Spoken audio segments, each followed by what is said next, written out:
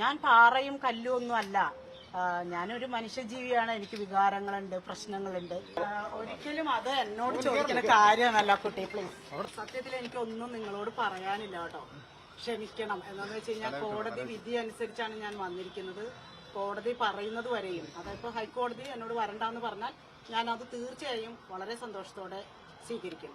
ഇപ്പോൾ എന്നോട് KIT ഞാനാണ് DHS എന്ന് പറഞ്ഞിട്ടുണ്ട്. അതനുസരിക്കാൻ മാത്രമാണ് ഞാൻ ചെയ്യുന്നത്. ഈ സർക്കാർ പറയുന്ന ഒരു വാദമേ, ഈ അഡ്മിനിസ്ട്രേറ്റീവ് ട്രൈബ്യൂണൽ ഉത്തരവ് ആരോഗ്യവകുപ്പ് സെക്രട്ടറിയുടെ കയ്യിൽ കൊടുക്കണം. അപ്പൊ ഇത് അംഗീകരിച്ചുകൊണ്ട് സർക്കാർ മറ്റൊരു ഉത്തരവ് ഇറക്കണം. എങ്കിൽ മാത്രമേ സാങ്കേതികപരമായി നിലനിൽക്കൂ എന്നതാണ് സർക്കാർ വാദം. അത് പറയേണ്ടത് ഒരിക്കലും ഞാനല്ലോ, KIT ആണ് പറയേണ്ടത്.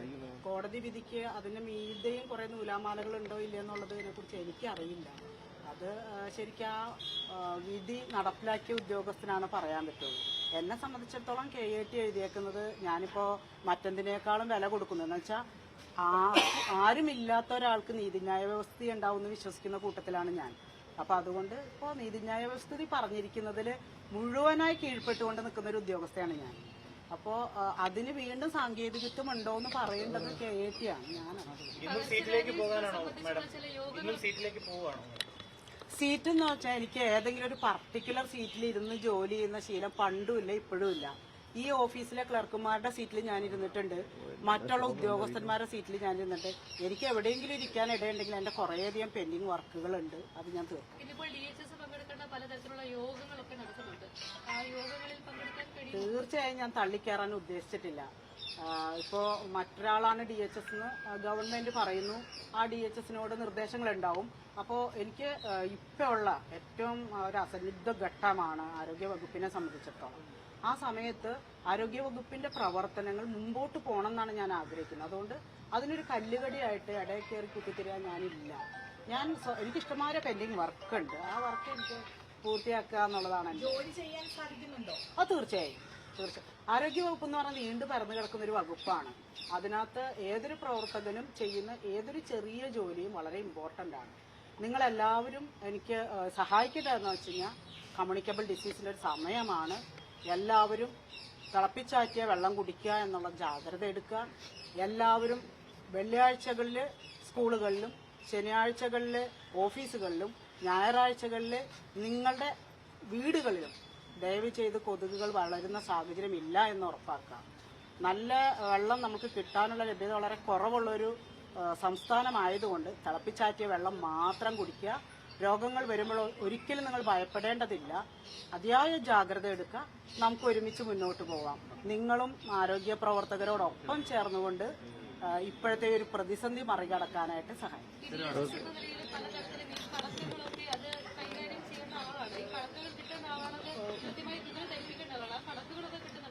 നോക്കൂ, DHS എന്ന് പറഞ്ഞ ഒരു പോസ്റ്റ് എന്ന് പറഞ്ഞാൽ കോർഡിനേഷൻ ആൻഡ് സപ്പോർട്ടാണ്. ഇവിടെ ഓരോ വിഭാഗത്തിനും ഓരോ ഡോക്ടേഴ്സ് ഉണ്ട്. ഓരോ അഡീഷണൽ ഡയറക്ടർമാരുടെ കീഴിലാണ് ഓരോ പ്രവർത്തനങ്ങൾ നടക്കുന്നത്. അത് ഏകീകരിക്കാൻ ആരെങ്കിലും ഒരാൾ ഏകീകരിക്കുന്നുണ്ട്. ഇപ്പോൾ ഓരോ ചുമതല കൊടുത്ത് അവർ ഏകീകരിക്കുന്നുണ്ട്. അതിനകത്ത് കയറിയിട്ട് അതെന്റെ മാത്രം ജോലിയാണ് എന്ന് പറഞ്ഞിട്ട് ആരോഗ്യ വകുപ്പിനെ സംബന്ധിച്ചിടത്തോളം ഏറ്റവും താഴേക്കിടയിലുള്ള ഒരു PTS മുതൽ മിനിസ്റ്റർ വരെയുള്ള എല്ലാവരും ഒരേ മനസ്സോടെ ഐക്യത്തോടെ മുമ്പോട്ട് പോയാൽ മാത്രം വിജയിക്കുന്ന ഒരു വകുപ്പാണ്. നാളെ ഇതുവരെയുള്ള ആരോഗ്യ വകുപ്പിന്റെ നേട്ടങ്ങളെല്ലാം തന്നെ അങ്ങനെ ഉണ്ടാക്കിയതാണ്. ഭാവിയിലും അങ്ങനെ ഉണ്ടാവും. ഞാൻ മരിച്ചു പോകാം, അല്ലേ? ഇവിടെ ഇരിക്കുന്ന ഓരോരുത്തരും മരിച്ചു പോകാം, പക്ഷെ സിസ്റ്റം വിൽ കണ്ടിന്യൂ. അതാണ് എന്റെ. പുറത്തുനിന്ന് നോക്കുന്ന ഒരു ഐക്യപ്പെടല് അല്ല ആരോഗ്യവകുപ്പിലുള്ളത്. ആരോഗ്യവകുപ്പിൽ എപ്പോഴും ഐക്യം ഉണ്ടെങ്കിലാണ് എന്തും നടക്കും. അപ്പൊ അതുകൊണ്ട് ആരോഗ്യവകുപ്പ് ഇപ്പൊ ചെറിയൊരു പ്രശ്നം, ഇതുപോലുള്ള പ്രശ്നങ്ങളൊന്നും ആദ്യത്തെ അല്ലല്ലോ. പ്രശ്നങ്ങൾ ഉണ്ടാവും, അത് പരിഹരിച്ചു. മാഡം, ഒരു കാര്യം, നിപ്പ ഫലം ഒളിച്ചു വെച്ചു എന്ന് മന്ത്രി പറഞ്ഞിരുന്നു. മാഡത്തിന് അങ്ങനെ ഒരു ഞാൻ അറിഞ്ഞ നിമിഷം ഞാൻ മിനിസ്റ്ററോട് പറഞ്ഞിട്ടുണ്ട്. എക്സാക്ട്ലി 6:24 ഞാൻ അറിയുന്നത്. അറിഞ്ഞ ഉടനെ തന്നെ സാറിനോട് പറയുമ്പോൾ ഞാൻ ആദ്യം പറഞ്ഞത്, സാർ ഞാൻ ഇപ്പോഴാണ് അറിയുന്നത് എന്നാണ്. അത് ശരിക്കും പറയുകയാണെങ്കിൽ കമ്മ്യൂണിക്കേഷൻ ഗ്യാപ്പ് സിസ്റ്റത്തിൽ ഉണ്ടായിട്ടുണ്ട്. അതില്ല എന്ന് ഞാൻ പറയുന്നില്ല. ഏകദേശം 20ഓളം ഉദ്യോഗസ്ഥർക്ക്, മിനിസ്റ്റർ ഓഫീസ് അടക്കമുള്ള 20ഓളം ഉദ്യോഗസ്ഥർക്ക് ഒരേ നിമിഷമാണ് ഈ റിപ്പോർട്ട് വരുന്നത്. അപ്പോൾ ശരിക്കും ഞങ്ങൾ ആരോഗ്യ വകുപ്പിന് പ്രധാനമായിട്ടുള്ളത് പ്രതിരോധ പ്രവർത്തനങ്ങളാണ്. ഈ നിപ്പ മറ്റുള്ള ആൾക്കാർക്ക് പകരാതിരിക്കാനുള്ള സർവെയിലൻസും പ്രതിരോധ പ്രവർത്തനങ്ങളുമാണ് ചെയ്യുന്നത്. രോഗീ പരിചരണം മുഴുവനും മെഡിക്കൽ കോളേജിന്റെ ഡ്യൂട്ടിയാണ്. പേഷ്യന്റ് അഡ്മിറ്റ് ചെയ്ത് കിടക്കുന്നത് മെഡിക്കൽ കോളേജിലാണ്, പേഷ്യന്റ് സാമ്പിൾ കളക്ട് ചെയ്തത് മെഡിക്കൽ കോളേജിലാണ്, റിസൾട്ടിന് ആധികാരികമായിട്ട് ഏറ്റവും ഇമ്പോർട്ടൻസ് കൊടുക്കേണ്ടത് മെഡിക്കൽ കോളേജാണ്. അപ്പോൾ മെഡിക്കൽ വിദ്യാഭ്യാസ വകുപ്പിന്റെ ഡയറക്ടറും ഇതേ ഇതിൽ തന്നെ ഈ മെയിൽ വന്നിട്ടുള്ളതാണ്. അദ്ദേഹത്തിനും അദ്ദേഹത്തിന്റെ ഡ്യൂട്ടിയാണ്. ഞാൻ അവിടെ നിന്ന് സാധാരണഗതിയിൽ നിങ്ങൾക്ക് എല്ലാവർക്കും അറിയാം, എല്ലാ നിപ്പയുടെ സമയത്തും ഈവൺ ഫ്ലഡിന്റെ സമയത്തും നമ്മളുടെ വയനാടുണ്ടായ ദുരന്ത സമയത്തും എല്ലാം ഫീൽഡിൽ വർക്ക് ചെയ്തിട്ടുള്ള ആളാണ്. എൻ്റെ മകളുടെ കല്യാണത്തിന് വെറും 5 ദിവസം മുമ്പ് മാത്രമാണ് എനിക്ക് വയനാട് ദുരന്ത സ്ഥലത്ത് നിന്ന് വരാൻ പറ്റിയത്. ഞാൻ ഡ്യൂട്ടിയെ വളരെ ഇമ്പോർട്ടൻ്റ് ആയിട്ടും വളരെ സീരിയസ് ആയിട്ടും കണക്കാക്കുന്ന ഒരു ഉദ്യോഗസ്ഥയാണ്. നാളെ ഇതുവരെയും അതിൽ നിന്ന് ഞാൻ വീഴ്ച വരുത്തിയില്ല, ഇപ്പോഴും വീഴ്ച വരുത്തുന്നില്ല. നിപ്പയുടെ സമയത്ത് ശരിക്കും അവിടെ എനിക്ക് നിൽക്കാൻ പറ്റാഞ്ഞതിന് കാരണങ്ങളുണ്ട്. നിങ്ങൾക്കറിയാം, ആരോഗ്യവകുപ്പിൽ 420ഓളം അസിസ്റ്റന്റ് സർജന്മാരുടെ ഒഴിവുകളുണ്ട്. ആ ഒഴിവുകൾക്ക് വേണ്ടിയിട്ട് 8-ാം തീയതി വൈകുന്നേരമാണ് PSCയിൽ നിന്ന് 395 പേരുടെ അഡ്വൈസ് കിട്ടിയത്. അവരെ പോസ്റ്റ് ചെയ്യുക എന്നുള്ള ഒരു വലിയ ഉത്തരവാദിത്വം എൻ്റെ കയ്യിലുണ്ടായിരുന്നു. അപ്പോൾ ഈ പർട്ടിക്കുലർ ദിവസം ഫുൾ ടൈം 5:20 വരെയും ഞാൻ ഈ പോസ്റ്റിങ്ങിൽ വ്യാപൃതയായിരുന്നു. ഞാൻ ഒറ്റയ്ക്കായിരുന്നില്ല, എന്നോടൊപ്പം സെക്ഷൻ ക്ലർക്ക് ഉണ്ടായിരുന്നു, SS ഉണ്ടായിരുന്നു, 2 അസിസ്റ്റന്റ് ഡയറക്ടർമാരുണ്ടായിരുന്നു. ഇത് ചെയ്തുകൊണ്ടിരിക്കുമ്പോഴാണ് മീഡിയ ബ്രീഫിങ്ങിൽ ഞാൻ വരണമെന്നുള്ള ഒരു നിർദ്ദേശം പോലും എനിക്ക് ലഭിച്ചത്. ആ നിർദ്ദേശം ലഭിക്കുമ്പോൾ നമ്മൾ നിപ്പയ്ക്ക് അവിടെ ഒരു ഉദ്യോഗസ്ഥയെ, വളരെ സീനിയർ ആയിട്ടുള്ള അഡീഷണൽ ഡയറക്ടർ പബ്ലിക് ഹെൽത്ത്, പിന്നെ ഞാൻ അവിടെ നിർദ്ദേശിക്കുമ്പോൾ ചെയ്തിട്ടുണ്ടായിരുന്ന ഒരു കാര്യം എന്താണെന്ന് വെച്ച് കഴിഞ്ഞാൽ, ഒരു സ്ഥലത്തു നിന്ന് മാത്രമാണ് റിപ്പോർട്ടുകൾ. അപ്പോൾ അവിടെ റിപ്പോർട്ടുകൾ ഉണ്ടാക്കിയതിന് ശേഷം അത് സംസ്ഥാന മാസ് മീഡിയ ഓഫീസറിൽ എത്തിക്കാനും അത് നേരെ മിനിസ്റ്റർക്ക് എത്തിക്കാനുമുള്ള നിർദ്ദേശങ്ങളൊക്കെ നേരത്തെ തന്നെ നൽകിയിട്ടാണ് ഞാൻ ഈ ഒരു ഡ്യൂട്ടിക്ക് ഇരുന്നത്. 5:20 സ്വാഭാവികമായും ഈ മീറ്റിങ്ങിന് ചെല്ലണമെന്നെനിക്ക് നിർദ്ദേശം ലഭിച്ചു കഴിഞ്ഞപ്പോൾ ഞാൻ ആദ്യം സ്റ്റേറ്റ് മാസ് മീഡിയ ഓഫീസറെ വിളിക്കുകയാണ് ചെയ്തത്. അപ്പോൾ സ്റ്റേറ്റ് മാസ് മീഡിയ ഓഫീസർ പറഞ്ഞു, ഓൾറെഡി കാലിക്കറ്റിൽ എന്താണോ മീഡിയ പ്രസ് കോൺഫറൻസ് ചെയ്യുന്നത് അതിനുള്ള റൈറ്റപ്പ് എനിക്ക് കിട്ടിയിട്ടുണ്ട്, അത് മിനിസ്റ്റർ ഓഫീസിലേക്ക് കൊടുത്തിട്ടുണ്ട്. ഞാൻ അതിന്റെ ഒരു കോപ്പി എനിക്ക് തരണം. അതിന്റെ ഒരു കോപ്പി എനിക്ക് തന്നു. അതോടൊപ്പം തന്നെ ആ ഉദ്യോഗസ്ഥനോട് ഞാൻ പറഞ്ഞു, എനിക്ക് ഈ എക്സാക്ട് ഈ സ്ഥലം അറിയാത്തതുകൊണ്ട് ഇനി ആകെ 5 മിനിറ്റും കൂടിയുള്ളൂ, നിങ്ങളും കൂടി എൻ്റെ കൂടെ വരണമെന്ന് പറഞ്ഞു. അദ്ദേഹവും എൻ്റെ കൂടെ വന്നു. പോകുന്ന വഴിക്ക് വെച്ചിട്ട് എനിക്ക് ഷിഗല്ലയുടെ ഡീറ്റെയിൽസ്, പ്രത്യേകിച്ച് തിരുവനന്തപുരത്തിന്റെ ഡീറ്റെയിൽസ് കൊണ്ടുവരണമെന്ന് മിനിസ്റ്റർ ഓഫീസിൽ നിന്ന് കോൾ വന്നു. ഞാനപ്പോൾ ഡോക്ടർ ഹരി, അദ്ദേഹമാണ് അസിസ്റ്റന്റ് ഡയറക്ടർ, അദ്ദേഹത്തിനെ വിളിച്ചു. ഷിഗല്ലയുടെ കംപ്ലീറ്റ് ഡീറ്റെയിൽസ് എടുത്തു. അതിനുശേഷം തിരുവനന്തപുരത്തെ DMOനെ വിളിച്ചു, അതിന്റെ ഡീറ്റെയിൽസ് എടുത്തു. അതെല്ലാം എനിക്ക് തന്ന ഈ സ്ലിപ്പിന്റെ സൈഡിൽ എഴുതി. അതിനിടയിൽ ഞാൻ മോണോക്ലോണൽ ആന്റിബോഡി കൊടുത്തിട്ടുണ്ടെന്ന് അതിനിടയ്ക്ക് എനിക്ക് വിളിച്ചൊരു ഇൻഫർമേഷൻ തന്നു. അത് ഞാൻ ഈ ഇതിന്റെ മീഡിയ ബ്രീഫിങ്ങിനുള്ള സ്ഥലത്ത് എത്തുമ്പോൾ സാർ എത്തിയിട്ടുണ്ടായിരുന്നില്ല. ഒരു 2-3 മിനിറ്റ് കഴിഞ്ഞപ്പോഴാണ് സാർ എത്തിയത്. സാർ എത്തിക്കഴിഞ്ഞിട്ട് എനിക്ക് ആകെ സാറിനോട് സംസാരിക്കാൻ സമയം കിട്ടിയത് മോണോക്ലോണൽ ആന്റിബോഡി കൊടുത്തിട്ടുണ്ട് കേട്ടോ സാറേ എന്നുള്ളത് മാത്രമാണ്. അപ്പോഴും റിസൾട്ടിന്റെ കാര്യം എന്നെ നേരിട്ട് അറിയിച്ചിട്ടുണ്ടായിരുന്നില്ല. അത് കഴിഞ്ഞ് പുറത്തേക്ക് ഇറങ്ങുമ്പോഴാണ് ജസ്റ്റീനെയാണ് അത് റിസൾട്ട് വന്നു എന്ന് ജസ്റ്റീനെ പറയുന്നത് കേട്ടപ്പോഴാണ് ഞാൻ അഡീഷണൽ ഡയറക്ടർ പബ്ലിക് ഹെൽത്തിനെ വിളിച്ചത്. അപ്പോഴാണ് ആൾ എൻ്റെ അടുത്ത് പറഞ്ഞത്, മാഡത്തിന് വാട്സപ്പ് അയച്ചിട്ടുണ്ടായിരുന്നു.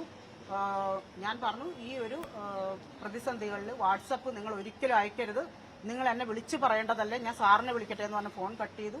സാറിനെ ഞാൻ വിളിച്ചു. സാറിനോട് ഞാൻ പറഞ്ഞു, സാറേ ഞാൻ ഇപ്പോഴാണ് അറിഞ്ഞത് റിസൾട്ട് പോസിറ്റീവാണ് എന്ന് പറഞ്ഞിട്ട് വിളിച്ചിട്ട് വീണ്ടും ഞാൻ റീത്തെ വിളിച്ചു. ഞാൻ ചോദിച്ചു, നിങ്ങൾ എന്നെ വാട്സപ്പിലൂടെ വിളിച്ചു പറഞ്ഞില്ല, ഞാൻ സമ്മതിക്കുന്നു, വാട്സപ്പിൽ ഇട്ടു, എന്നെ വിളിച്ചു പറഞ്ഞില്ല, ഞാൻ സമ്മതിക്കുന്നു. പക്ഷെ എന്തുകൊണ്ട് നിങ്ങൾ മീഡിയയ്ക്ക് കൊടുക്കേണ്ട പ്രസിദ്ധീകരണത്തിൽ പോസിറ്റീവ് എഴുതിയിട്ടില്ല? അതിന് അദ്ദേഹം മറുപടി പറഞ്ഞിട്ടില്ല. ഞാൻ DHS ആയി ചാർജ് എടുക്കുമായിരുന്നെങ്കിൽ, ആ സമയത്ത് എടുക്കാൻ എനിക്ക് സാധിച്ചിരുന്നെങ്കിൽ ഞാൻ ഉടനെ തന്നെ അതിന് യഥാർത്ഥത്തിൽ എന്താണ് അദ്ദേഹത്തിന് തടസ്സങ്ങൾ ഉണ്ടായതെന്ന് ഞാൻ ചോദിച്ച് മനസ്സിലാക്കുമായിരുന്നു. അത് മനസ്സിലാക്കാൻ പോലും എനിക്ക് സാധിച്ചിട്ടില്ല. അപ്പോൾ അതിനകത്തൊരു കാര്യം, കമ്മ്യൂണിക്കേഷൻ ഗ്യാപ്പ് ഉണ്ടായിട്ടുണ്ടെന്നുള്ളത് 100% ഞാൻ പറയുന്നു. പക്ഷേ ഞാൻ അറിഞ്ഞിട്ടും പറയാതിരുന്നു എന്നുള്ളത് ഒട്ടും സത്യമല്ല. മന്ത്രി ഉൾപ്പെടെ വലിയ വിമർശനമായി പറഞ്ഞത് അന്ന് ദേവസ്വം ബോർഡ് സെക്രട്ടറിക്ക് അയച്ച ആ ഒരു കത്താണ്. കാരണം ഒരു കൂടിയാലോചനയും നടത്താതെ ഡോക്ടറെ വിട്ടുതരില്ല എന്ന് ആരോഗ്യവകുപ്പ് ഡയറക്ടർ പറഞ്ഞു എന്നതാണ് മന്ത്രി പറയുന്നത്. നോക്കൂ, നിങ്ങൾക്ക് ആ ലെറ്ററിന്റെ മുകളിൽ തന്നെ അതൊരു സൂചനയുണ്ട്. ഒരു സൂചന ആയിട്ടൊരു കാര്യം, അതായത് സ്റ്റേറ്റ് നോഡൽ ഓഫീസറുടെ നോട്ടാണ് അതിന്റെ സൂചനയുള്ളത്. ആ നോട്ട് വരാനായിട്ടുള്ള ഒരു കാരണമുണ്ട്. ആ നോട്ട് കഴിഞ്ഞിട്ടൊരു ഡിസ്കഷൻ ഉണ്ടായിട്ടുണ്ട്. അതും മാത്രവുമല്ല, അതിന് തൊട്ട് മുമ്പ് ദേവസ്വം കമ്മീഷണർ തന്നെ വിളിച്ചു ചേർത്ത ഒരു മീറ്റിംഗിന്റെ ഒരു തീരുമാനപ്രകാരം ആരോഗ്യ വകുപ്പുമായിട്ടൊരു പ്രത്യേക മീറ്റിംഗ് ഉണ്ടാകുമെന്ന് പറഞ്ഞിട്ടുമുണ്ട്. അപ്പൊ ആ മീറ്റിംഗിന് വേണ്ടിയിട്ടുള്ള ഒരു നോട്ട് എന്ന വിധത്തിലല്ലാതെ മറ്റൊന്നും കൊടുത്തിട്ടില്ല. ഈ പ്രതിസന്ധി നിൽക്കുന്ന സമയത്തും മാസപൂജയ്ക്ക് വേണ്ടി എന്റെ സ്റ്റാഫ് തന്നെ, എന്റെ ഡോക്ടർമാരും സ്റ്റാഫും ശബരിമലയിൽ ഡ്യൂട്ടി ചെയ്യുകയാണ്. കൊടുക്കില്ല എന്ന് പിടിവാശിയോ അങ്ങനെ എന്തെങ്കിലും ഉള്ള ആളാണെങ്കിൽ ഞാൻ അവരെ പോസ്റ്റ് ചെയ്യില്ലല്ലോ. പിന്നെ അതിനകത്ത് എവിടെയും ഞാൻ ഡോക്ടേഴ്സിന് കൊടുക്കില്ല എന്ന് പറഞ്ഞിട്ടില്ല. ആശുപത്രിയിലെ വർക്കും അതേപോലെ ഭക്തജനങ്ങളുടെ ആരോഗ്യവും ഏറ്റവും നന്നായി കൊണ്ടുപോകാനായിട്ട് ദേവസ്വവും ആരോഗ്യവകുപ്പും എല്ലാം സമന്വയിച്ചിട്ട് ഒരു ആക്ഷൻ പ്ലാൻ എടുക്കണമെന്നാണ് ഞാൻ പറഞ്ഞിട്ടുള്ളൂ. ദയവ് ചെയ്ത് ഞാൻ ഇവിടെ അവസാനിപ്പിക്കുകയാണ്. Thank you. ഇതുപോലും ഞാൻ പറഞ്ഞത്, ഇത് കുറേ നാളായിട്ട് എന്റെ മനസ്സിൽ ഇങ്ങനെ പെൻഡപ്പായിട്ട് ഇരിക്കുകയാണ്. ഇത് നിങ്ങളോടൊക്കെ പറഞ്ഞു കഴിയുമ്പോൾ സമാധാനം കിട്ടുമല്ലോ എന്ന് വിചാരിച്ചാണ് ഞാൻ പറഞ്ഞത്. ഞാൻ നിങ്ങളുടെ മുമ്പിൽ ചിരിക്കുന്നുണ്ട്, സന്തോഷിച്ചിരിക്കുന്നു എന്ന് നിങ്ങൾക്ക് തോന്നുന്നുണ്ടെങ്കിലും ഞാൻ പാറയും കല്ലും ഒന്നും അല്ല. ഞാനൊരു മനുഷ്യജീവിയാണ്. എനിക്ക് വികാരങ്ങളുണ്ട്, പ്രശ്നങ്ങളുണ്ട്. അപ്പോൾ നിങ്ങളെന്റെ കൂടെ നിൽക്കുക.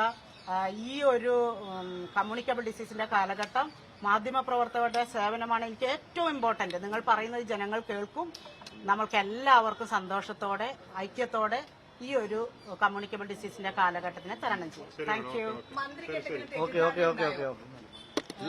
ഒരിക്കലും അത് എന്നോട് ചോദിക്കുന്ന കാര്യമല്ല കുട്ടി, പ്ലീസ്.